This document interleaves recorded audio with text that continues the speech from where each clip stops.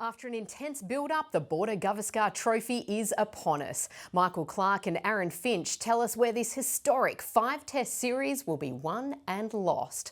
Pakistan outdo themselves, and not in a good way. Where does it all leave coach Jason Gillespie? Plus, we preview the IPL mega auction. Let's go around the wicket.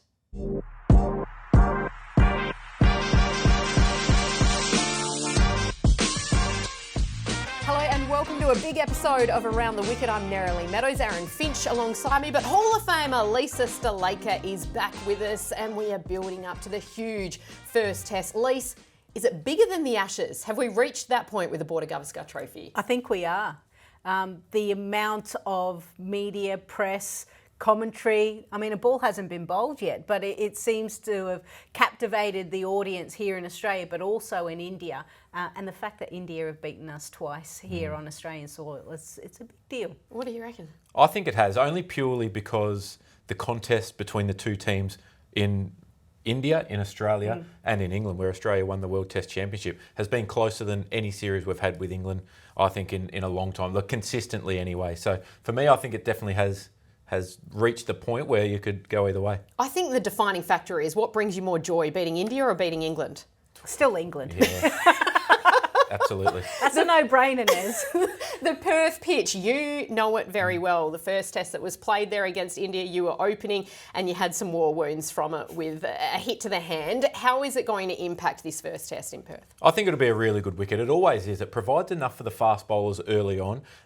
But if you bat and you get through that, it flattens out and it can become a really good batting wicket. So I think the game will be dictated heavily by who bowls best with a brand new ball, because I think there's some fragility in both top orders, particularly India. So, but it provides a great viewing contest. Ball flies through, the quicks love it. Nathan Lyon's had a lot of success there as well. On that very point, India's top order, they have had to have a reshuffle. We're expecting Rohit Sharma, the captain, to miss after his baby was born last Friday, and congratulations to the family. But Shubman Gill has absolutely been ruled out with a broken thumb. How big a loss is it? Yeah, a big loss, because you look at Shubman Gill, he's almost the next guy who's going to take over Rohit, Virat, all of that, and his numbers in Test cricket is amazing. So cricket. Yeah, they're going to miss him, but they've got some pretty good guys coming in. KL Rahul, maybe we expect him to open. Devdutt Padikkal maybe to go in at 3. They may change that, but hopefully those young players get an opportunity. And the injury news just keeps on coming in the world of cricket. Alyssa Healy, what's going on here? It's not only India, Australia and the men's side of things. One days are coming up, December 5, those ODIs start. And Alyssa Healy is touch and go for that with the Ashes in January. Yeah, so she's been ruled out of WBBL, now a knee. So she's getting to that age, Finchy, where things are starting to kind of build on top of each other. I think it's a suck it and see almost. They've got this series against India, then they go to New Zealand and play 3 ODIs, then the Ashes. Obviously the Ashes is a big one and she'll try and make sure she's fighting fit for that, but I think she'll pick and choose and just see how it goes. Is that the priority, do you think, the Ashes, over I think so. Even pushing maybe a week to try and get a couple of games of international cricket in before that big Ashes series? Well, the plantar fasciitis, they didn't quite know how it was going to go. I think she's going to be in pain no matter when she actually gets onto the park. But I think the main thing is that the Ashes is always a big one in an Australian calendar. So she will try and get herself ready to go and find some opportunities to play a bit of cricket. As I mentioned, the injury news keeps on coming. Confirmation today, Glenn Maxwell has received his scan results back. That left hamstring is a grade 2 strain. Now, the reason why this is important is because he's got an eye on coming back and playing Test cricket next year, starting next year in Sri Lanka. That was a big dream of his. He's spoken about it quite a lot. He was hoping to play in the Shield match. He was hoping to play in the PM's 11. So he misses out a couple of critical red ball games to push his case. I don't think it makes any difference though. I think the very little red ball cricket that Maxi's played over the last probably 5 years, if they wanted to pick him, they'll pick him regardless. And it's not a case of, well, what about if he goes and gets runs in Shield cricket? I don't think that comes into it at all, because it's the skill set that he's got. He's very good against spin. He's very versatile. His off spin is better than part time. It's very good. He's led the T20 attack when Adam Zampa hasn't been there quite a bit. So for me, I don't think it makes any difference, but very unfortunate for Maxi and poor timing for Australian cricket, obviously with the Big Bash coming up, and he's such an important player in that. I know he'll push hard to get there, but I think having an eye on the Champions Trophy, the Test series against Sri Lanka, should he be picked, I think that'll be a priority for him personally. You mentioned that name, Adam Zampa. It's been thrown up that he could potentially be getting the baggy green to play in that Sri Lanka series, could play in a Shield match coming up. You've captained him a lot in white ball cricket. Do you think he's a Test match player? Oh, he'd have to bowl more overs at some point. I mean, he hasn't bowled more than 10 overs for a long time. I think, like I said, two Shield games in 5 years. That's not a high workload that you've got under your belt. And when you're talking about going to the subcontinent, I feel as though finger spinners have a bigger impact on subcontinent pitches anyway. I think the accuracy of finger spinners, control, their ability to get natural variation is more important than I think the variation of leg spinners, beating guys through the air as well. So it'll be tough, but I think he'd have to play at least one Shield game to prove his body, because he's had some injury concerns as well over the last 18 months. He'd need to prove that his body can get through a Shield game before you'd contemplate a Test series. Yeah, I'd love the Australian selectors to look at Shield cricket. You know, once upon a time it was a breeding ground, and players had to perform exceptionally well for a period of time to get a baggy green. And if we start bypassing that, what does that say about that competition? I think it's also a case of the cricket calendar is so full now that sometimes the best players in Australia don't get the opportunity to play any domestic cricket. Yeah. So I think there has to be a little bit of a, I guess, well, what do you call it? There has an to understanding of that. Everyone can't play every format. I do understand that. But the fact that he's only played 2 Shield games in 5 years. When he's been available. Available, and you're right, he hasn't bowled a lot of overs. So what does that, how is his body going to cope? And his white ball, he always targets the stumps, and that's fine, and that's going to be effective in any format. But he needs to, I think he needs to play a few games of Shield if he's a serious player for that Sri Lanka Test series. One to watch. Don't go anywhere, because Michael Clarke is coming right up, and they're going to discuss how this series will be won and lost.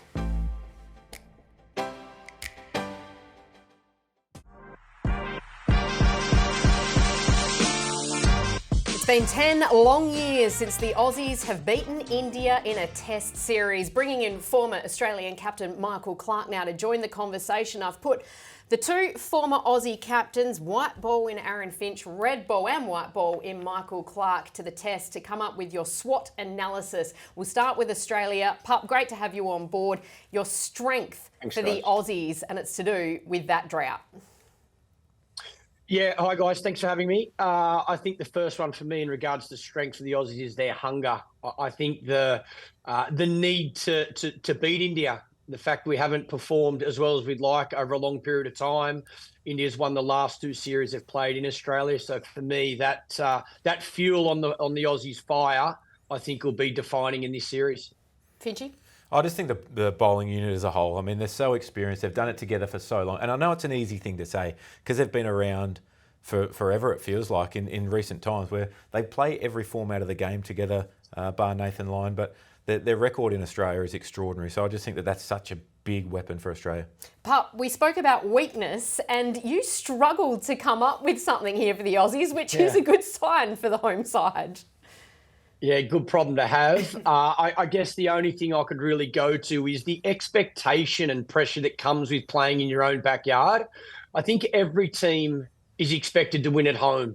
And Australia over a long period of time has done that. So the fact we haven't the last couple of times against India will fire the Aussies up. But I think that's, expectation and pressure does silly things to a number of people. So we'll see how they handle that. You would know as former Aussie captain. What have you come up with, the weakness for Australia? Well, it's not so much a weakness. I just think that if Australia are vulnerable in any area, it's the top order. I think there hasn't been the amount of hundreds or the amount of really big scores out of Smith, Labuschagne, David Warner towards the end. So for me, I think that if India can get into the top order, that's where I see Australia's only way to break down in this series. Sometimes, though, through a weakness comes an opportunity, which brings us to Nathan McSweeney, Pup.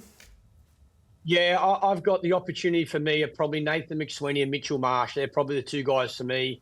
Mitch being the only all-rounder now that Cameron Green's out of the squad with his injury, and Nathan McSweeney, what a chance this is. Dream come true for him to get the chance to receive his baggy green, but to open the batting and play for Australia, very special. So a great chance for him. Lisa, you're a little bit worried though about Mitch Marsh. Yeah, I'm just worried about the amount of overs if he has to bowl, if wickets aren't coming from the main guys. We've seen that he has a tendency, if he bowls a few too many overs, he breaks down. So I think it's very important for Australia, if they're going to be successful, him staying in the side and staying fit. Although Marnus Labuschagne has been sending down bouncers to the skipper, so he's That's the pushing way his to game. loosen up your back leading in a couple of days out from a test match.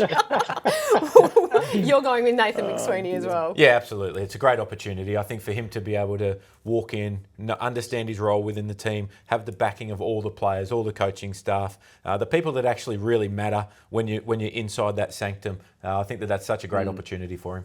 And when it comes to threat, you both had the same one, and really there's no guessing the biggest threat to the Aussies. Pup, what have you gone with? Yeah, I've gone with Bumrah.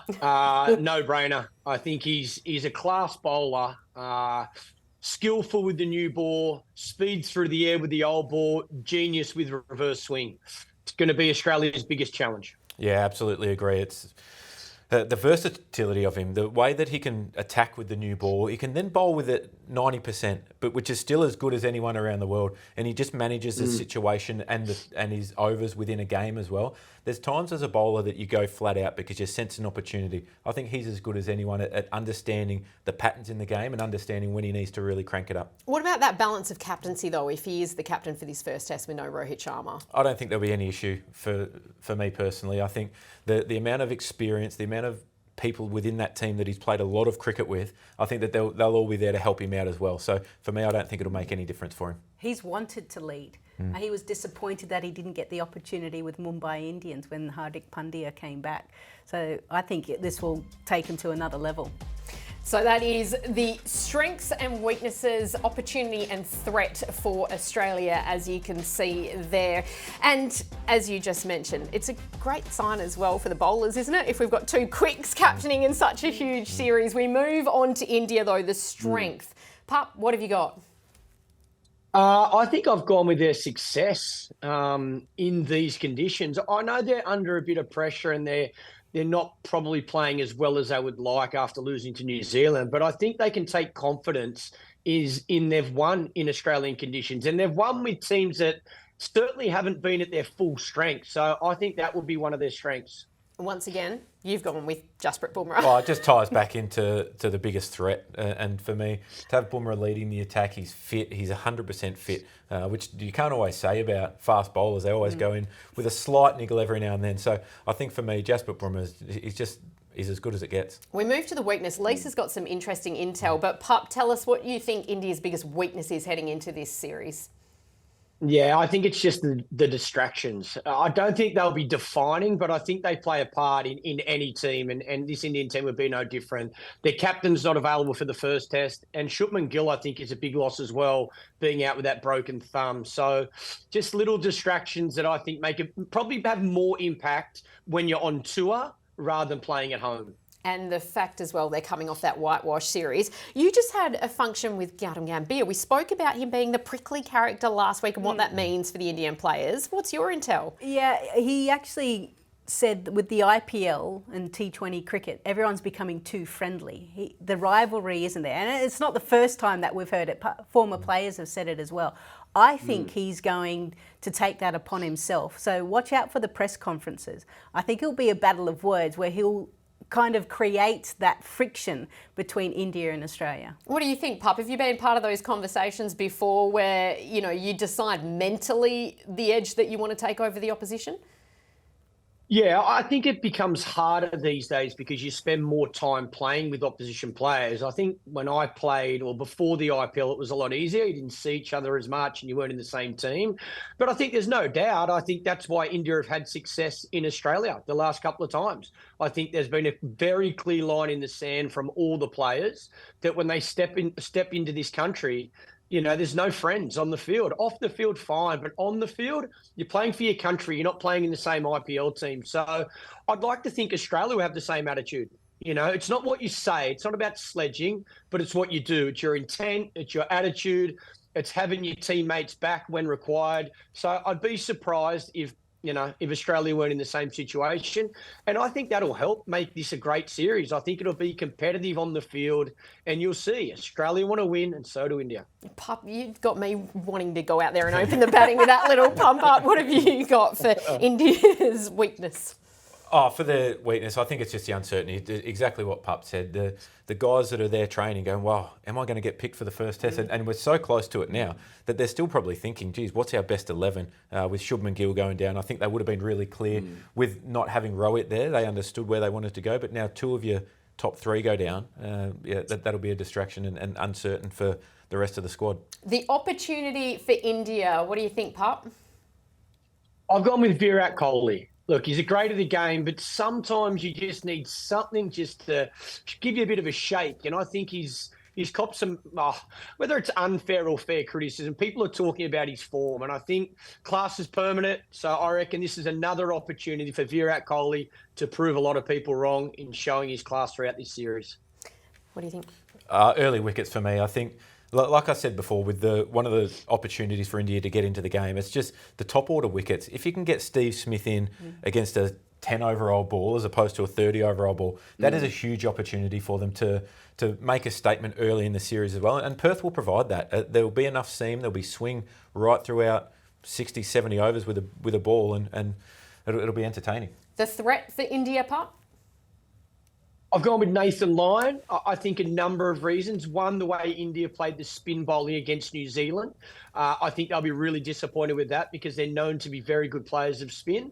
I think Lino in Australian conditions, he seems to bowl better than even overseas, and that's because of that extra bounce you get in Australia. Yes, he'll get some turn. Yes, he'll get some natural variation in the second innings of Test matches, but it's that extra bounce, and he likes to have it bat pad, leg side, leg slip, man at slip. So I think Lino could be one that India's got to watch. And just touching on Put's point there, the ability for Australia to manage the workload of their quicks, and particularly Mitch Marsh, who's coming in probably underdone in terms of bowling. Nathan Lyon's so important to that because you can go to him and you know what you're going to get time and time again. He doesn't go at 5 and over and then you have to go back to your quicks for their second, third, fourth spell earlier. He just controls one end, quicks rotate, it runs smoothly. But for me, I've gone Steve Smith. I think a bit like Virat Kohli, what Putt was talking about, his hunger from within, I think will come to the fore now. He's got the ability to have a huge series, but a lot does rely on the top order. If the top order do their job and get through a good chunk of the new ball, it's going to be so hard for India to get him out because Bumrah can't bowl all day from one end. They have to go to other options. Also, happy birthday to Nathan Lyon, 37 today. You can see the SWOT analysis there. Strength, weakness, opportunity and threat for India. You've both brought up Virat Kohli, Steve Smith. Who wins between this battle of 2 absolute greats of the game, Pup? Oh, well, I think for both teams, whoever wins the series, that will be your leading run scorer. So if Australia's to win the series, I think Steve Smith will be leading run scorer. If India's to win the series, it'll be Virat Kohli. So very hard to split. I reckon both very hungry to score runs, as Finchy just mentioned. So, yeah, let's hope whoever scores the most, it's within 5 or 10 runs because I want a tight series. And Lise, Alex Carey or Rishabh Pant? Because Kez is in great Sheffield Shield form, but interesting with Josh Inglis added to the squad, maybe adds that little bit of extra pressure, even though he's there as the additional batter. Yeah, I think he'll feel that, but like you said, weight of runs in Shield will make him feel a hell of a lot more comfortable and confident going in. Rishabh Pant, he's the guy that is the lone soldier. He plays such a different game than the rest of them. And you saw that even against New Zealand. He was the one that nearly got them out of with a win in Vanketti. So I think he's going to be a huge factor as well throughout this series. So I need to quickly get each of your predictions now. I just want a series win-loss result. Pup, what have you got for me? 3-2 to the Aussies. Lise? 3-1 to the Aussies. 3-1 to Australia. Sounds like the Aussies are going to break that drought. Michael Clarke, I look forward to talking to you next week. We'll review the first test action. Don't go anywhere because Callum Ferguson is coming up. His great mate Dizzy Gillespie, well, he's feeling the heat. Pakistan, it's an interesting situation.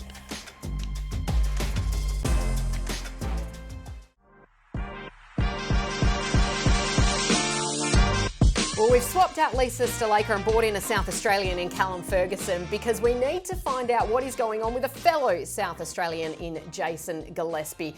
Let's get you across it if you haven't picked up on what's been going on in the last few days. Aqib Javed is set to replace Dizzy according to reports on ESPN Cricinfo because Pakistan apparently want an all-format coach rather than separating white ball and red ball cricket.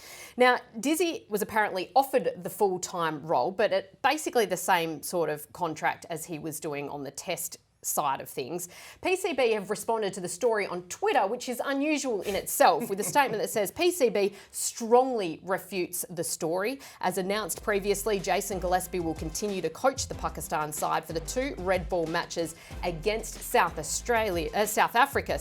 That in itself is interesting that they've specifically said those 2 red ball matches because Dizzy is contracted until the end of 2026. And this announcement that Javed will take over the white ball side of things came midway through a T20 international where Dizzy was coaching.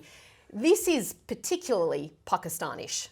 Oh, it is. I mean, when was the last time we saw anything like this happen in the world of cricket? I mean, it's very rare that you see an announcement made mid-fixture, let alone one about the current coach. So it's a scenario we don't see too often. It unfortunately seems to happen a fair bit with Pakistan. So look, it's a really interesting scenario. The chairman of selectors now takes over, Aqib Javed, of the white ball side. By all reports, will continue to select both lineups. Now, I'm not sure how that scenario will unravel as we go forward, but it must be an uncomfortable scenario for Jason Gillespie, you'd have to suggest. I mean, to not only have the selection power taken away from you leading into the Australian summer, but going forward by your offsider who's across the ditch looking after the white ball side, that must be an uncomfortable scenario. I feel like no matter how this plays out now, whether Dizzy sees out his contract or not, the damage has already been done, both to Jason but also the brand and other coaches in the future wanting this job. Is that fair? Yeah, I think so. I think if you look at the scenario that we've seen over the last 6 months, we've seen Jason Gillespie and Gary Kirsten brought in 2 world-class coaches into the setup at Pakistan, which everyone thinks, wow, this is Pakistan moving forward. They've brought the best from outside in, and then to see Gary Kirsten not even coach a game, that's damaging for Pakistan cricket's brand, no doubt about it, Nez. And I think that they're going to be hard-pressed to try and encourage foreign coaches in the future to start to look at Pakistan as a potential destination for them, which then leaves the players susceptible to not getting the very best available. And I think that's a really disappointing thing for Pakistan cricket. The players, but you can also sense the frustration on social media from the fans as well. Yeah, 100%. And chaotic is a good word for it, I think, because there's never any certainty in Pakistan cricket that you can look at it and go, right, that's a clear path that they're going on. There's always something that comes up that when something just moves sideways and it seems to unravel for them quicker than anybody else. So you're exactly right. I think that would certainly put potential coaches in the future off that job because Gary Kirsten didn't even coach a game. Dizzy had some really good success. They beat England in Pakistan. They've beaten Australia in an ODI series. Then all of a sudden his job's up for discussion and will he keep coaching? Can he do all the other formats? If you don't want to do both, you're out. Like it's so messy. It's really disappointing because Jason Gillespie and Tim Nielsen, who'd been heading up the charge in the red ball format, were really buoyed by the win against England. Yeah. Everything about Pakistan cricket looked to be trending in the right direction. Then all of a sudden it takes a U-turn like this. It is really disappointing for Pakistan cricket because it is an exciting group of players they've got in the mix. Speaking of the balance of coaching, the IPL mega auction is coming up. It clashes with the opening Border-Gavaskar test, which means assistant coach Dan Vettori will be in Saudi Arabia as a coach in the IPL instead of with the Aussie team. They obviously knew this test was happening at this time. What do you think of this situation, Finchy? I just think it's a bit unusual that they've gone up against a test match at the same time. Understanding the time zones are different, so it'll most likely happen after a day's play of test cricket. But I would have thought maybe between test matches would have been ideal. But there's obviously a reason for it. And the BCCI, when they want things to happen, they generally get their way. Encroaching more and more on that red ball space. Oh, absolutely. And they have been for a long period of time. But certainly we know where the IPL stands in the landscape. It's such a big draw card for eyeballs and cricket lovers around the world. But I think CA would be a bit disappointed that they've put it on at the start of the summer, the first test match for Australia at home against their biggest draw card over the 4-year fixture. It's disappointing for them. Quickly, who's going to be the biggest winner at the IPL Mega Auction? Rishabh Pant, I think, he's a world beater. He's someone who provides so much entertainment. I think that he'll get a lot of bids. Spencer Johnson for me. I think he has biggest shown over the overall. last. Yeah, I think he'll be a huge winner compared to where he was with his contract. I think he was at a big number already, but I think he's going to go through the roof. Biggest Aussie winner? Nathan Ellis for me. I think every time he's had an opportunity in international cricket, IPL, domestic cricket around the world, he does brilliantly well. So underrated, and I think IPL teams will absolutely see his value. Don't go anywhere because we've got the short stuff coming up next.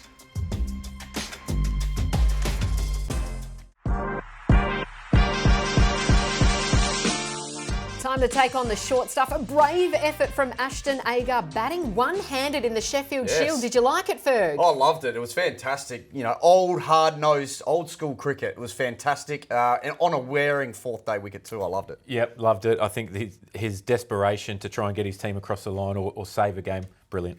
Lizelle Lee, consecutive tons in the WBBL for the Hurricanes. 150 not out off of 75, 103 off of 59. How impressive is that? That's incredible. To get one T20 is very, very hard. To go back-to-back is extraordinary. I spoke to Elise Villani the other day and she said it's some of the best she's seen, and she's been around a while, so just incredible effort. From the extraordinary to the unusual, we had a match just delayed because of an ant invasion in South Africa. What's the weirdest delay you've had? I think moths or even a sandstorm. I think it was out of your wallet? No, don't. That's not. Sandstorm in, I think it was Sharjah. Everyone hits the deck. We wait 5 seconds and get on. Bees for me. Plenty of fixtures were on the deck. We will see you next week after the first test. Thanks for joining us.